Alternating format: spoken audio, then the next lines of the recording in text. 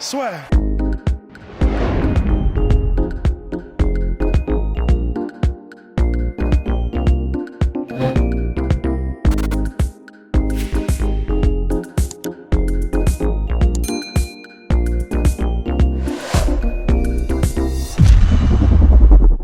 Bien, bonjour à toutes et à tous, bienvenue dans le podcast La Sueur. Bonjour mon cher Rust. Bonjour mon cher Guillaume.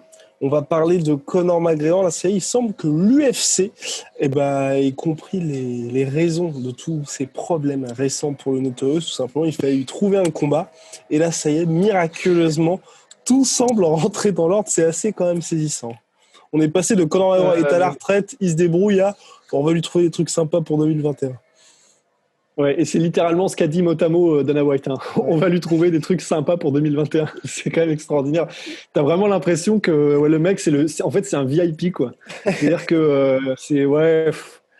Bon, allez, viens par là, on va vous trouver des trucs sympas, monsieur, vous le valez bien, tu vois. Mais bon, bah, effectivement, c'est quelqu'un qui apporte quelque chose de tellement unique en termes de public, en termes de vente de pay-per-view et tout, que, bah, effectivement, il est traité différemment.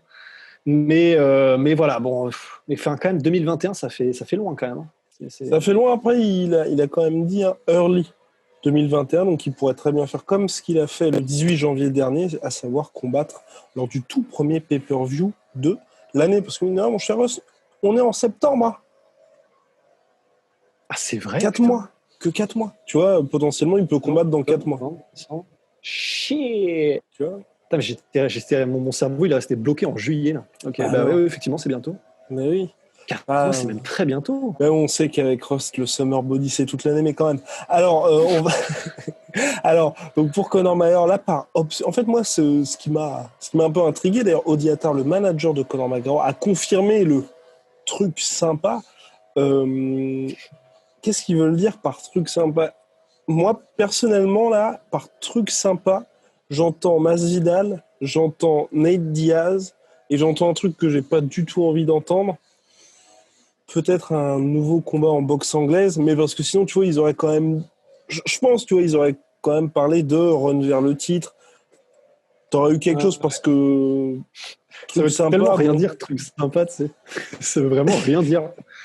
Ouais, ça va être cool, ouais. Enfin, ça veut vraiment rien dire. Mais en revanche, c'est vrai que si c'était un combat contre, contre Ousmane, un truc comme ça, ils auraient peut-être utilisé des mots différents.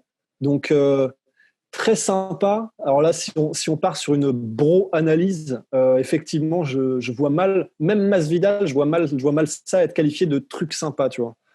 Enfin, le problème, c'est qu'on fonctionne tellement sur absolument rien que c'est difficile de faire des analyses de quoi que ce soit, mais disons que si truc sympa, moi, effectivement, Nate Diaz. Je pense Nate Diaz. Parce que, ils sont assurés de faire un peu de chiffres. C'est un combat qui n'est pas forcément attendu, mais au moins, ça permet aux deux d'avoir un combat et puis voilà, de s'amuser un petit peu. Je vois bien ça, effectivement. Non, franchement, boxe anglaise. Moi, je ne vois pas ça, Rust. Je ne vois pas ça. Je vais même vous surprendre. Je vais mettre une petite pièce sur Nick Diaz. Petite pièce sur Nick Diaz, je pense qu'ils font Nate Diaz contre Jorge Masvidal, volume 2 en janvier, et que soit pour février, ou soit 2 pay-per-view en même temps, parce que c'est vrai que ça fait très longtemps qu'ils n'ont pas fait d'événements avec le public, et qu'on espère, d'ici là, peut-être que tout sera revenu plus ou moins à la normale, plus ou moins bien évidemment, et ils font McGregor-Nick Diaz pour le retour de Nick Diaz en 5 rounds en welterweight. Et comme ça, ensuite, tu vois, tout est parfait pour faire la trilogie contre Nate Diaz, ou alors se servir d'une victoire de Conor McGregor contre Nick pour dire effectivement c'est un vrai welterweight. Ouais, je crois qu'on est en train de mettre un corps dans le semi-broyeur là à côté. Ah oui. Attends. Ah oui.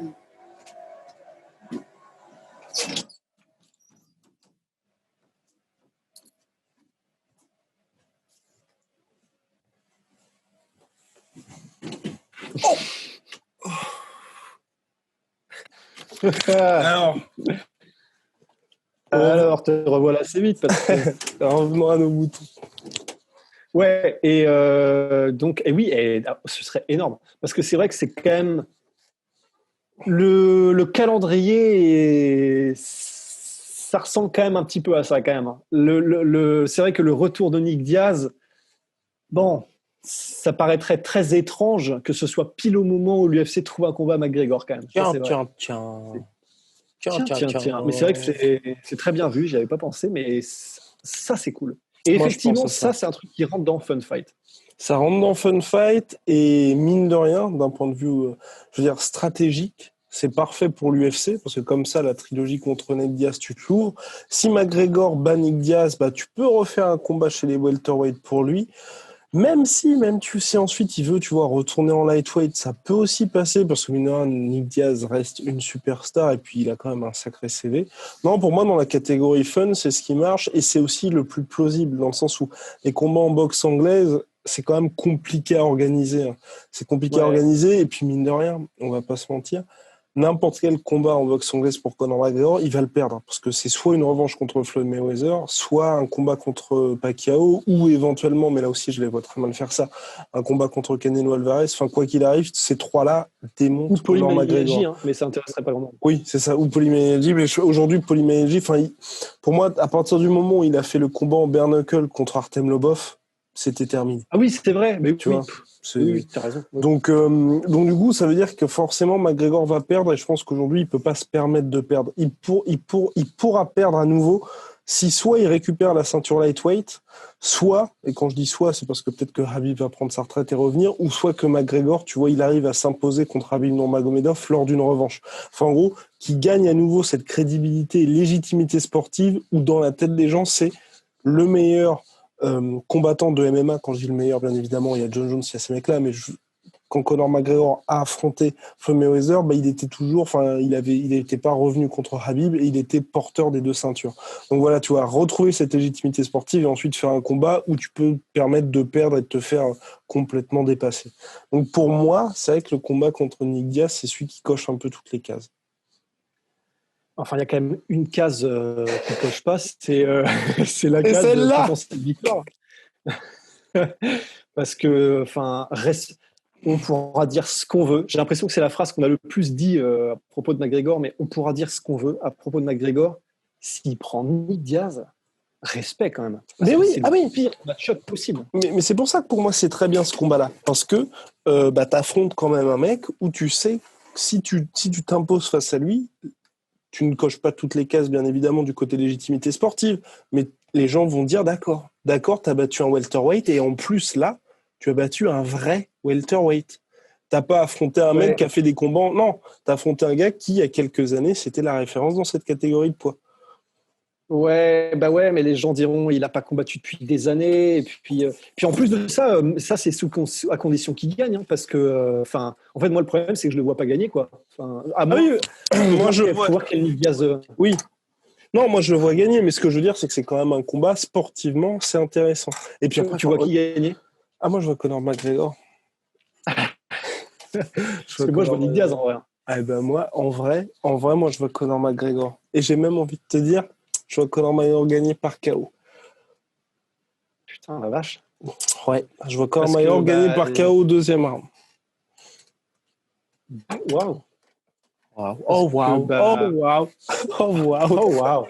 Parce que faut voir comment est-ce que revient Nick Diaz, mais si Nick Diaz revient en mode le Nick Diaz qu'on connaît et qu'on aime et qu'on c'est pas le même style exactement que son frère, mais le menton en adamantium, il est là. L'anglaise ultra relou, elle est là. Le cardio de triathlète, il est là. Chaud quand même. Hein. Ouais, mais honnêtement, j'étais très agréablement surpris par le McGregor qu'on a vu contre Cowboy Cerrone, dans le sens où c'était un vrai welterweight. Tu vois, c'était pas physiquement, c'était pas le même Conor McGregor que celui qu'on a vu. Ouais, il avait plus un physique de daron, quoi. Ouais. Exactement. Et donc du coup, je me dis que s'il y a le combat contre Nick Diaz, tu vois, ce sera pas juste Conor McGregor qui a pas fait de cutting. Non, c'est un vrai Conor McGregor qui arrive pour combattre en welterweight. Mais le problème, c'est du coup 4 mois. Est-ce que ça fait pas un peu juste pour revenir avec un cardio de 5 rounds, quoi? Sachant que là, en ce moment, à mon avis, il fait pas grand-chose là. Là, non, toutes les vidéos, là, dernièrement, il s'entraînait de toute façon pour faire sa course de 180 km. Donc, il faisait pas mal d'endurance, mine de rien. Et avant ça, il s'entraînait d'après nos informations, bien évidemment, il s'entraînait énormément en lutte, tu vois. Donc, mine de rien, tu vois, quoi qu'on en dise, hein, si tu t'entraînes tout le temps en lutte, tu taffes quand même le cardio. Hein, donc bon. Ouais, mais tu sais, on en avait pas mal parlé après le combat contre Khabib, le fait que tu développes pas le même physique et la même explosivité quand tu travailles exclusivement en lutte qu'en striking. Et si ce sur quoi il compte, c'est revenir avec son affûtage idéal et optimal, comme il l'avait par exemple contre Eddie Alvarez ou des gars comme ça, ben c'est pas forcément en taffant que de la lutte que tu vas l'avoir, quoi. C'est ça qui me fait peur, en fait. J'ai peur qu'on retrouve jamais un McGregor optimal, ça m'énerve. Ah oui, ça peut être je ne sais pas, honnêtement, je ne sais pas. Tant qu'il commence à, il a quoi, 34 là? Non, calmons-nous, il a 32 ans, le petit Conor. Il est né quand? Il reste depuis, il est né en 88, il est né en août, si je ne m'abuse. Août ou juillet. Août. Ah, donc il vient d'avoir 34? Ouais, c'est 32. 32, ouais. ouais. Ah merde, putain, pourquoi est-ce que ça me met Conor McGregor angry quand je tape Conor McGregor? Ok. Ouais, il vient d'avoir 32. Très bien vu, il vient d'avoir 32. D'accord, il est encore... Bon, après, il faut voir les... Ouais. Non, il me reste 2 ans. Mais après, là, toujours la même chose aussi. C'est... il aurait fallu avoir sa saison, et c'est là que c'est très compliqué. Oui. Conor McGregor, s'il avait eu sa saison, on aurait vraiment pu livrer une analyse sur le Conor McGregor d'aujourd'hui, et puis surtout avoir un combat un petit peu plus long contre Donald Cowboy Cerrone.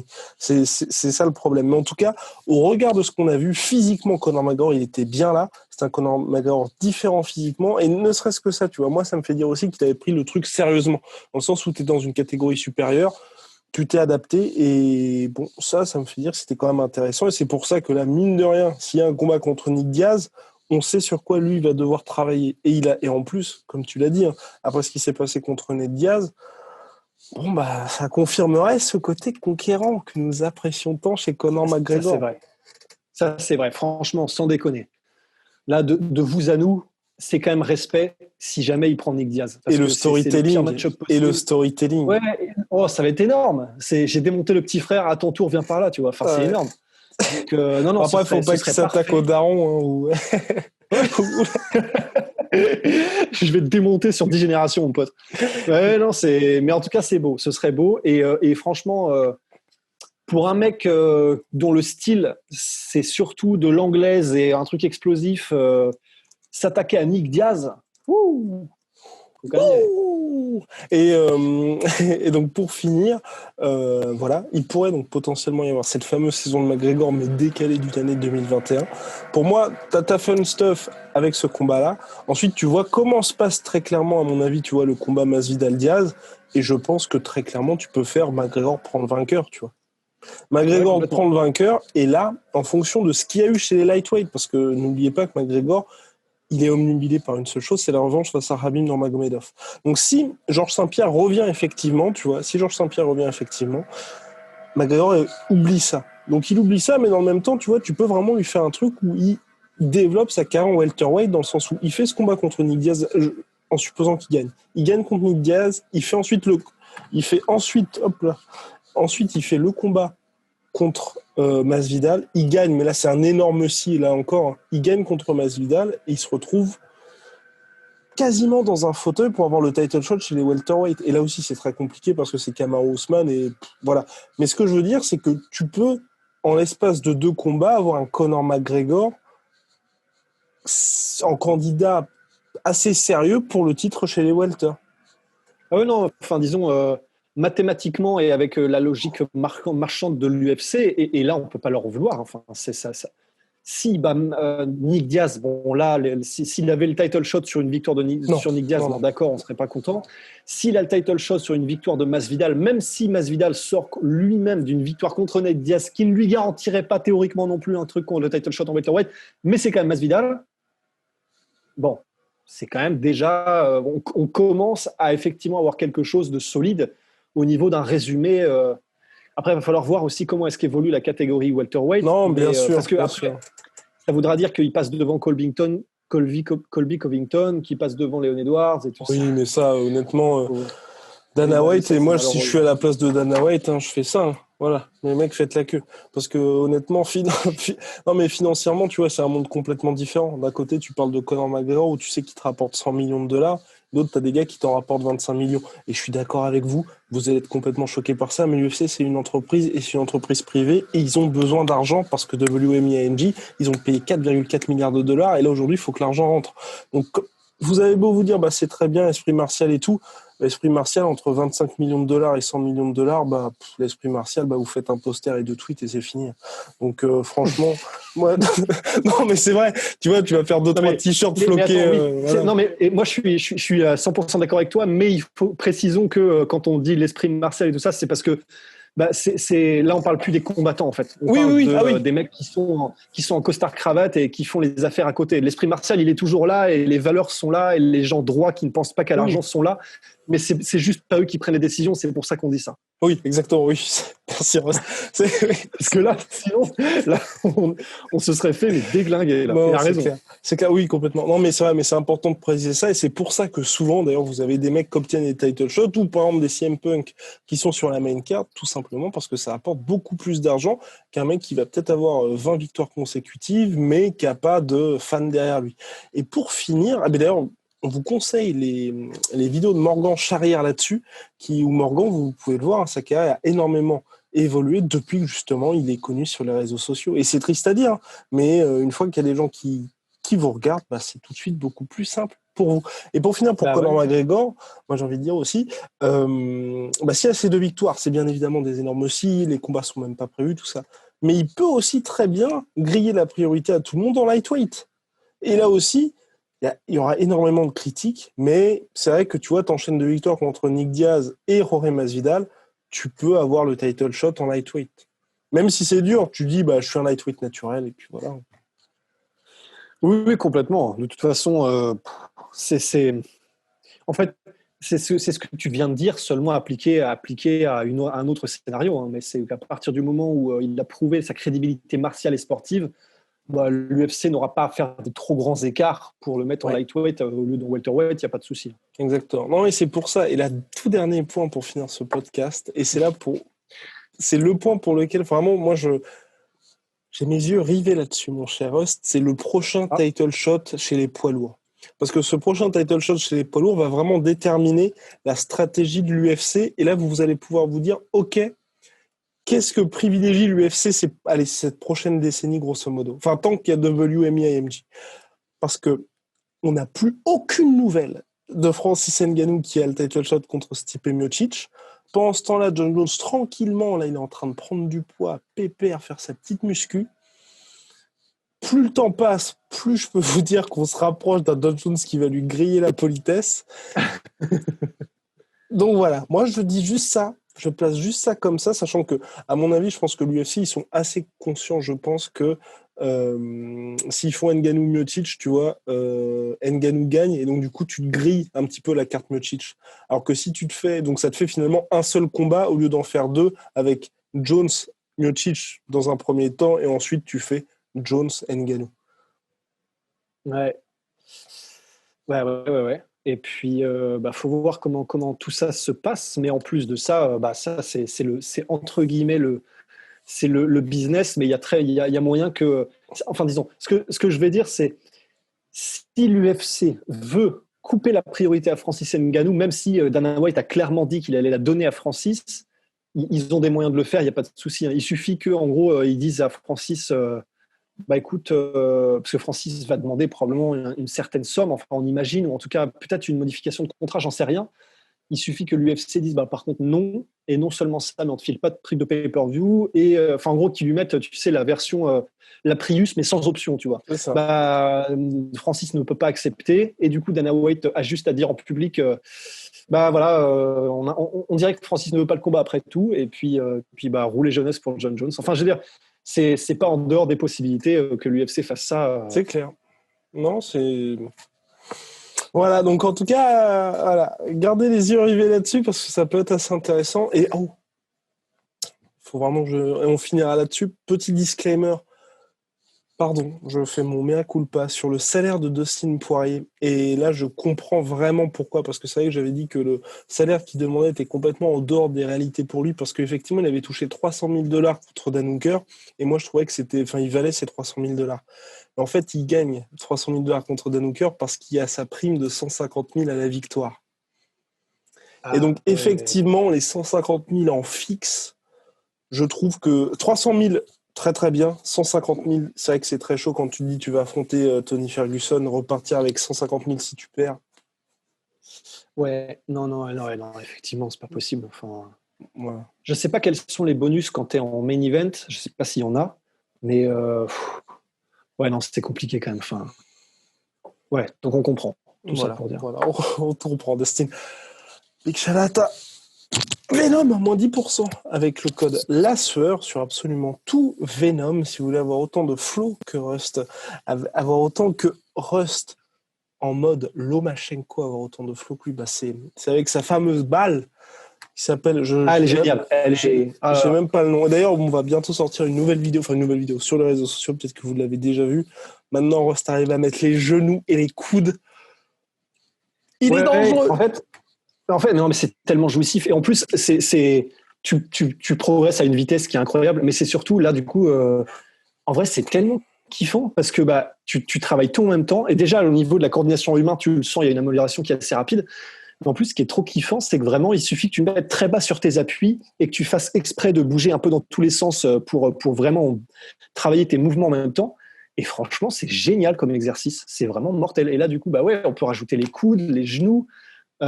Probablement à un moment donné les coups de boule ils viendront aussi, mais il y a aussi maintenant je suis en train d'essayer de passer dessous, c'est-à-dire que le truc boum et après passe dessous et tu te retournes. Enfin, il y a vraiment un truc fun à faire. C'est clairement un placement de produit, ce qu'on est en train de faire là, mais c'est tellement jouissif que honnêtement je vais pas me forcer. Et il va pas se forcer. Et puis moins 38% sur tout Venom, sur tout MyProtein, moins 38% sur tout MyProtein avec le code LASUEUR. À très très vite. À très très vite pour de nouvelles aventures. Swear.